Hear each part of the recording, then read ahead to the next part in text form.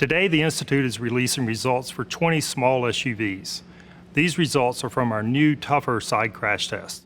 Of the 20 vehicles we tested, only one received a good rating. 9 received an acceptable rating, 8 received a marginal rating, and 2 received a poor rating. Our new side impact test generates about 80% more energy than our original test. This is the result of using a heavier barrier and also running the test at a higher speed.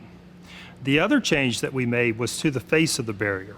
It has now been redesigned to reflect the crash profile that occurs when a modern-day SUV or pickup truck strikes another vehicle.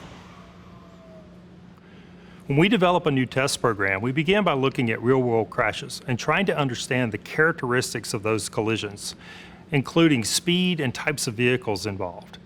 We then look at our tests to determine if we are simulating what is happening in the real world when it comes to how the vehicle responds and how likely it is that occupants will be injured. The Mazda CX-5 was our top performer in this inaugural round of newer, tougher side impact testing. The vehicle structure held up extremely well during the test. The airbags did a really good job of protecting the heads of the crash test dummies, and there was very little intrusion into the occupant compartment, meaning less likelihood of injury. This is how we would like to see all vehicles perform in the future.